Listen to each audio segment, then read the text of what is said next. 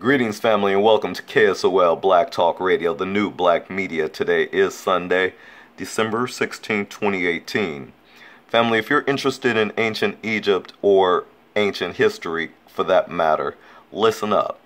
They just unveiled a one-of-a-kind ancient tomb this past weekend, and experts expect to find even more. You see, in Saqqara, Egypt, which, if you haven't recognized by now, is on the northernmost tip of Africa, on the African continent. Not in the Middle East, not on the Asian continent, not in Europe or anywhere else.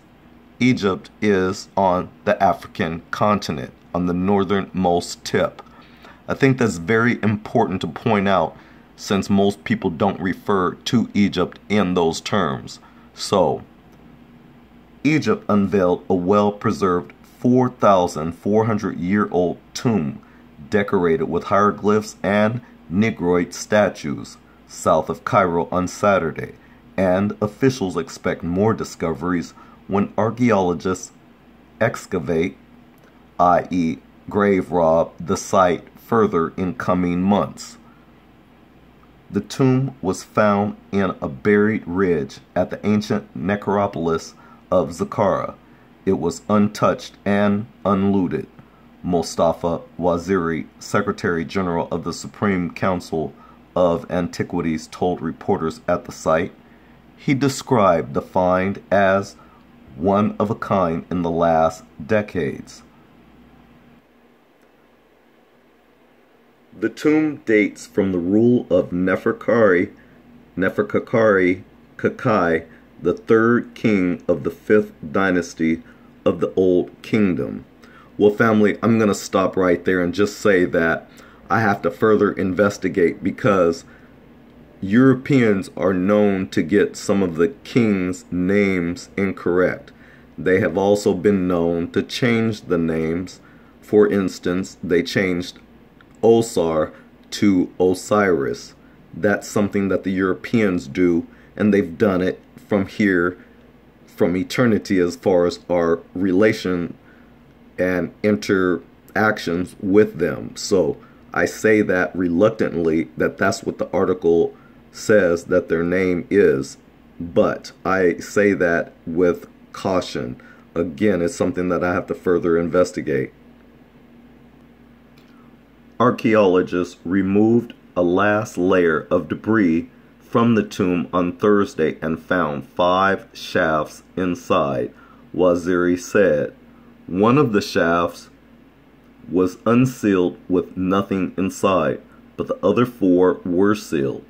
They are expecting to make discoveries when they excavate those shafts starting on Sunday, he said. He was hopeful about one shaft in particular.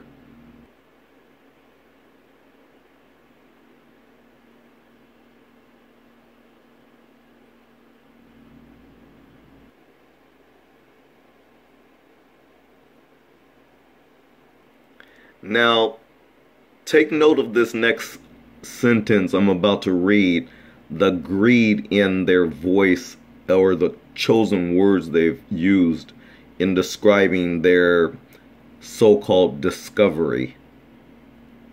Quote, "I can imagine that all of the objects can be found in this area," he said, pointing at one of the sealed shafts. "This shaft should lead to a coffin or a sarcophagus of the owner of the tomb," unquote. Well, the tomb is 10 meters or 33 foot long, 3 meters 9.8 feet long, wide, and just under 3 meters high, Waziri said. The walls are decorated with hieroglyphs and Negroid statues of pharaohs. Waziri said the tomb was unique because of the statues, the Negroid statues, and its near perfect condition. Now understand that I'm using the term Negroid. I inserted that word, just FYI.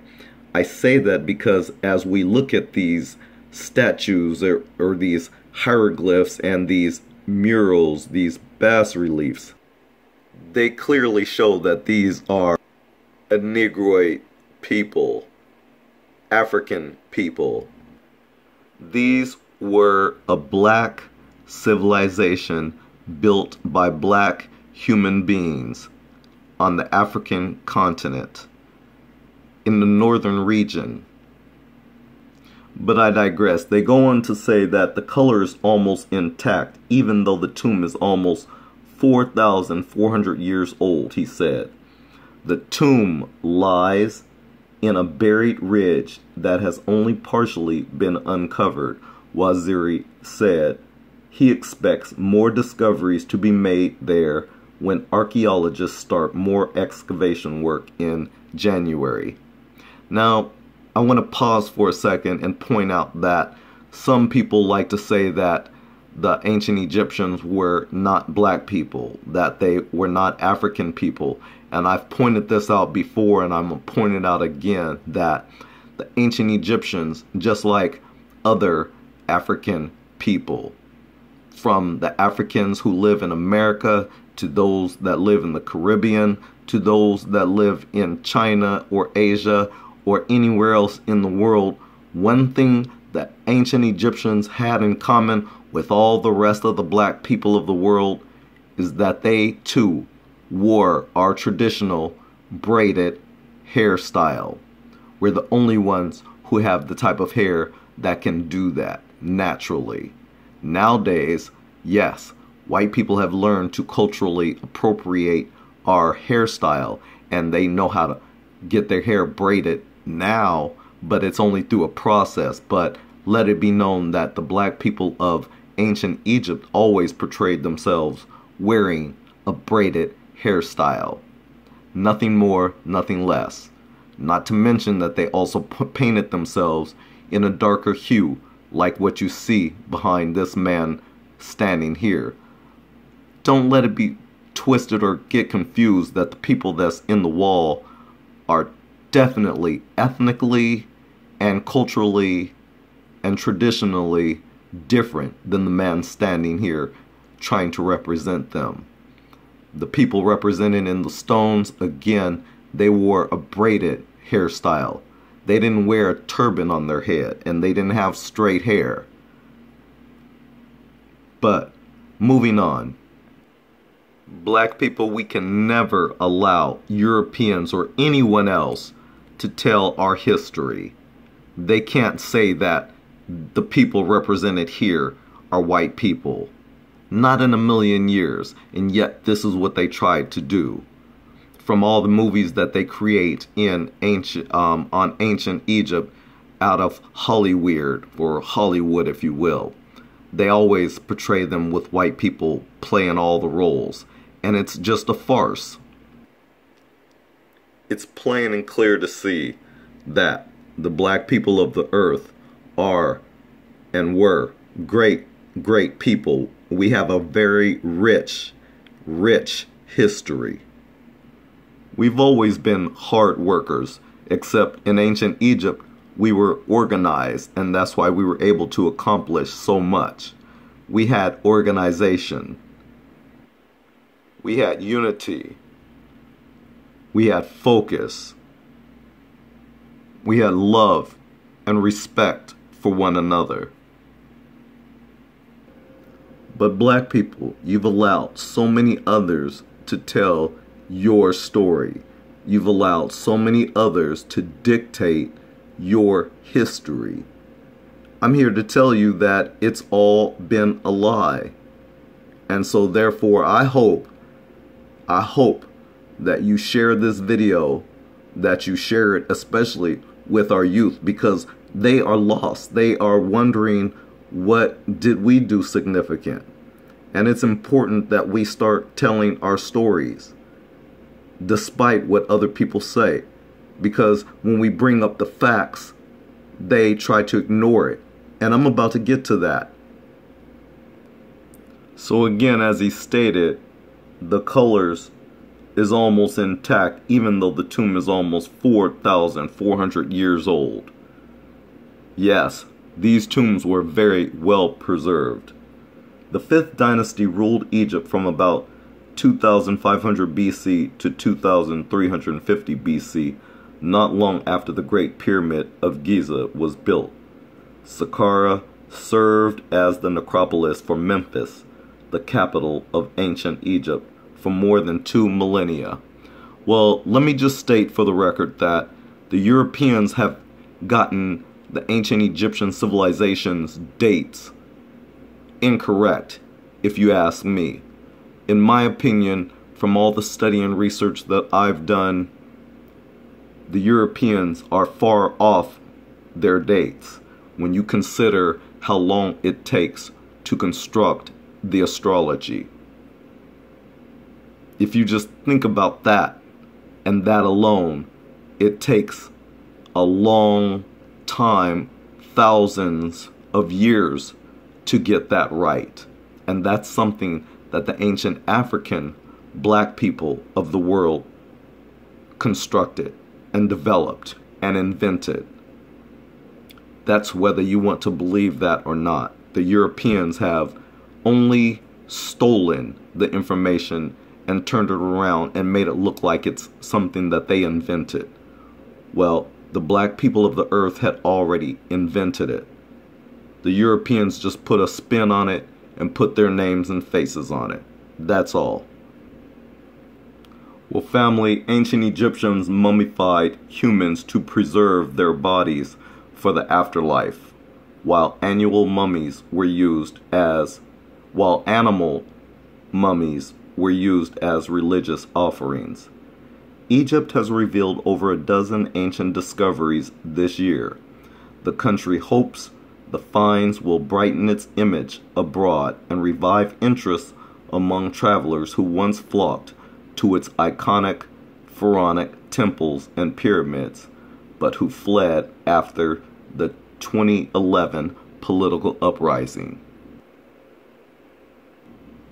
Well, family, before I get into the grid of this video, let me just state for the record that while they call themselves excavators and they call these discoveries in these tombs, in my opinion, they are just better known as grave robbers, and knowing that this history doesn't belong to them is why they can disrespect the dead and dig up these burial tombs of our ancient ancestors and have no problems looting it themselves.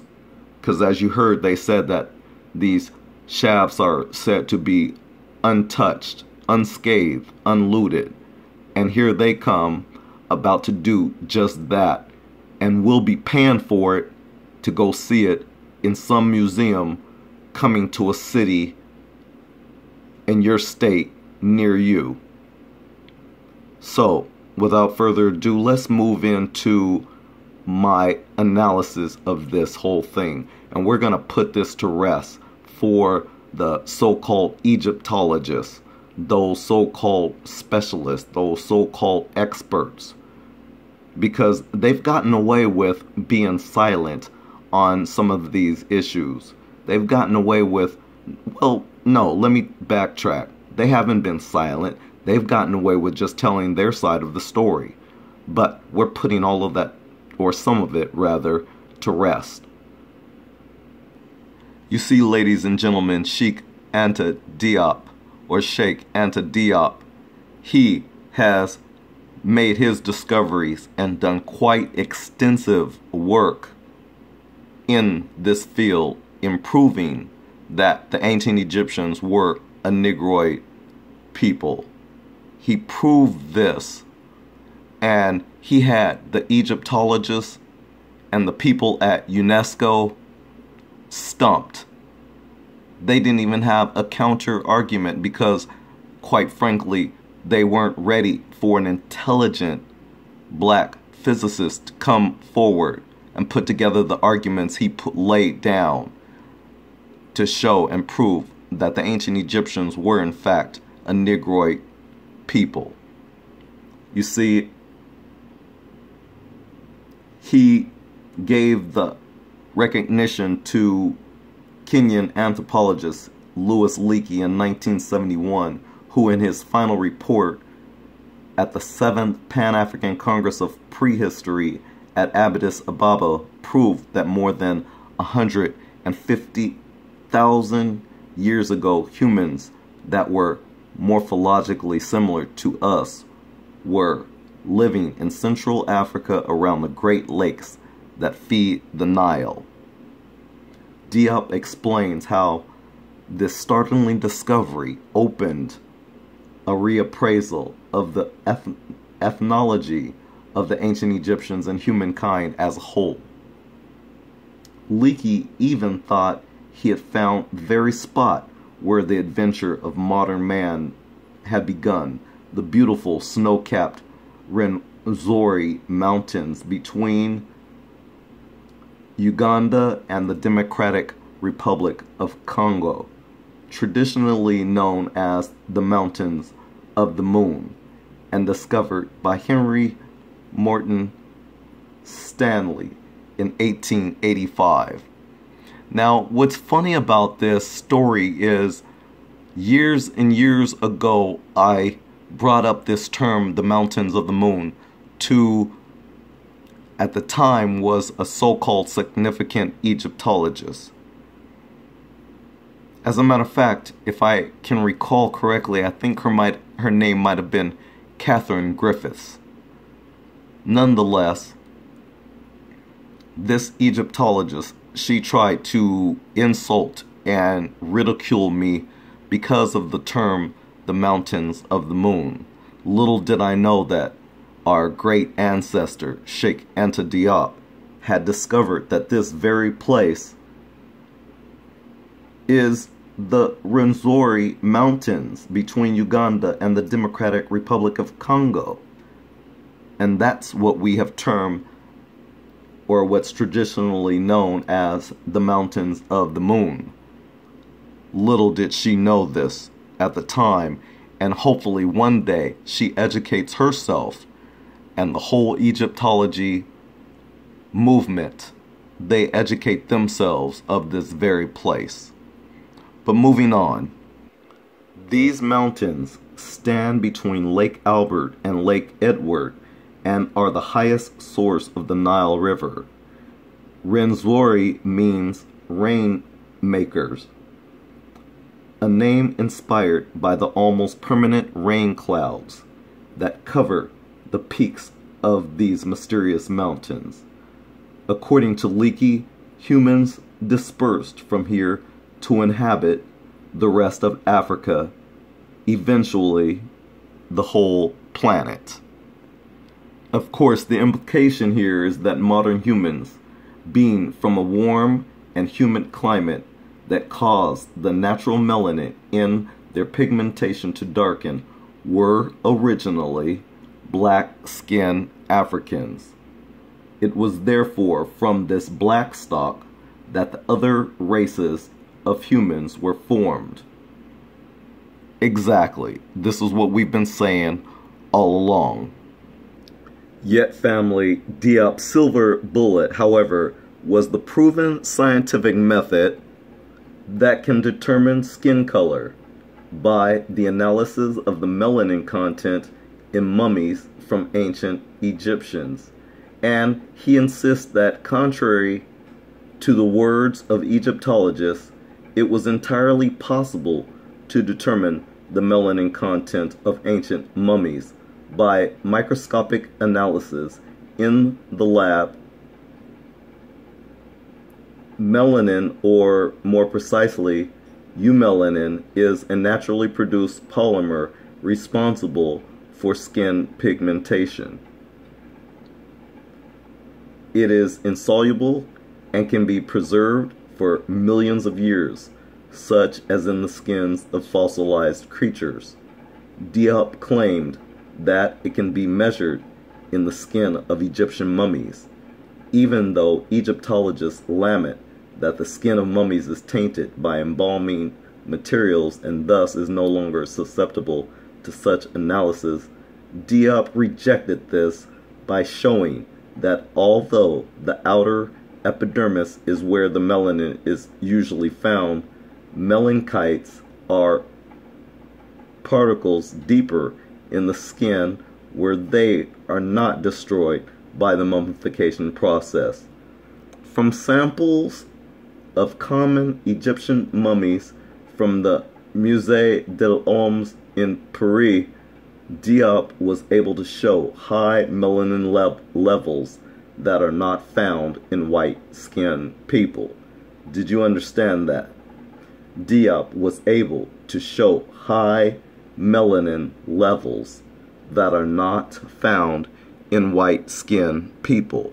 And I say this to say to those people who try to say that the ancient Egyptians were white-skinned, scientifically that is proven to be impossible. Moving on. Diop wanted to apply the same analysis to royal mummies kept in Egypt, but, of course, the Egyptian authorities refused to give him any samples, not even the few millimeters of skin tissue that are required for such analysis. So in other words, the Egyptian authorities, because they were scared of the information that Cheikh Anta Diop was going to expose, they were scared that he would expose that the ancient Egyptians were in fact a Negroid population. And so they wouldn't even give him not even a little sample for him to prove his case. This is how white supremacy is practiced, whether it is practiced by white people or not. It is when you are cohorts with the system that you too are practicing white supremacy, or not white supremacy, but white tyranny, if you will, white terrorism, if you will. In the case of education, I would say it is a terrorist act that we have been taught falsehoods about who the true ancient Egyptian people were. But I digress. Let's move on. You see, family, our brother Cheikh Anta Diop was a very intelligent man. He didn't stop there. He says that another criterion which had proved successful in the past in determining racial origins is the so-called Lepsous canon. This entails examining the bones of mummies' bodies rather than their skulls. You see, Europeans always talk about the skull sizes, and they always talk in terms of how they can get around and skate around the truth. But you know through research and using intelligence that you're just not going to look at things through a one prism. You're not going to just look at things just the way someone else tells you to. You're going to look at it from all different factors before you come up with a final analysis. And that's exactly what Cheikh Anta Diop did. So he says, yes, this entails examining the bones of mummies' bodies rather than the skulls. According to Diop, this method shows that the bodily proportions of the ideal Egyptian was short-armed and of Negroid or Negrito physical type. In addition, Diop suggests that blood groups could be used for even today's modern Egyptians, especially those in Upper Egypt, belong to the same group B as the populations of Western Africa on the Atlantic seaboard, and not the A2 group characteristic of the white race prior to any crossbreeding. It would be interesting to study the extent of group A2 distribution in Egyptian mummies, which present-day techniques make possible. Well, family, at any rate, suffice it to say that the evidence presented by Diop overwhelmingly supported a black African origin for the ancient Egyptians. As we have said earlier, Diop's crowning moment was at the UNESCO Symposium in January 1974 in Cairo, where he and a colleague, Professor Obinga, carefully presented their scientific findings to a large audience of Egyptologists and anthropologists from all parts of the world. It was nevertheless stated in the conclusion of the report of the symposium, although the preparatory working paper sent out by UNESCO gave particulars of what was desired, not all participants had prepared communications comparable with the painstakingly researched contributions of Professors Cheikh Anta Diop and Obinga.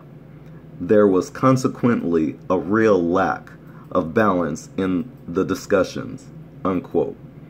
The attending Egyptologists had not even bothered to prepare for a proper and balanced debate. Their biased conviction was so entrenched that they merely listened politely and then ignored the issue at hand. The UNESCO organizers, however, were clearly impressed by Diop and commissioned him to write the entry on the origins of the pharaohs in their General History of Africa, published a few years later, in 1981.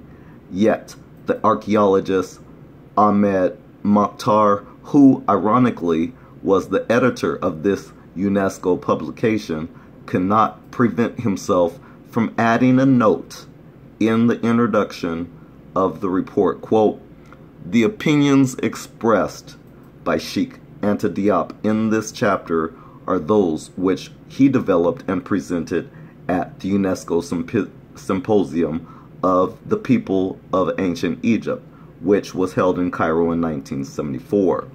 The arguments put forward in this chapter have not been accepted by all experts interested in this problem," unquote.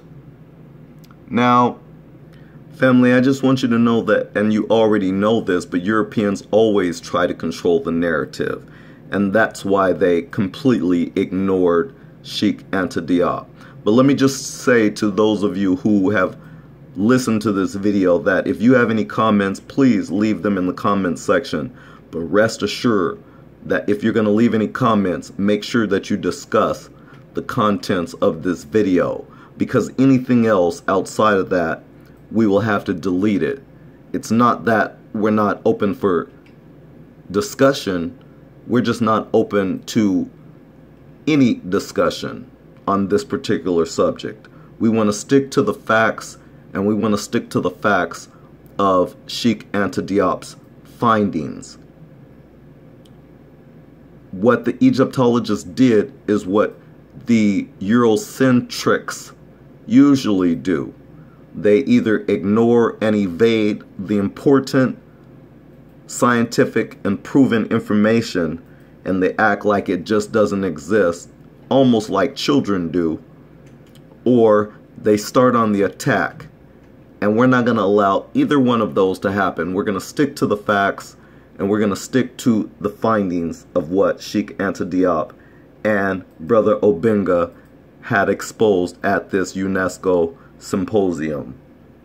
They brought up some good points.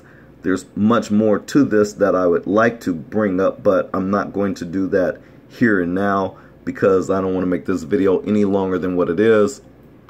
But Europeans or white people cannot look at ancient Egyptian art that is clearly black, that is clearly African, and try to tell us that it's white. Those days are long gone, and they've been over a long time ago.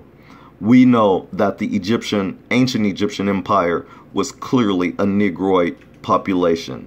It was clearly built and constructed and maintained by black people for thousands and thousands of years before our introduction and intermixing with other cultures. That and that alone was our downfall when people ask us questions like, well, what happened? What happened was we intermixed with other cultures. That was the problem. That and that alone caused our downfall. I hope you like this video. I hope you share it. Please thumbs up it. If you haven't subscribed already, hit that subscribe button. Thanks a lot for watching. This is KSOL Black Talk Radio, the new black media, bringing you yet again another video, this time on the unearthing of a 4,400-year-old ancient black African tomb. It's what these so-called excavators, better known as grave robbers, have unearthed, and they are ready to start looting and then showing you these wares in your museum near you. Thanks again for watching. Peace out.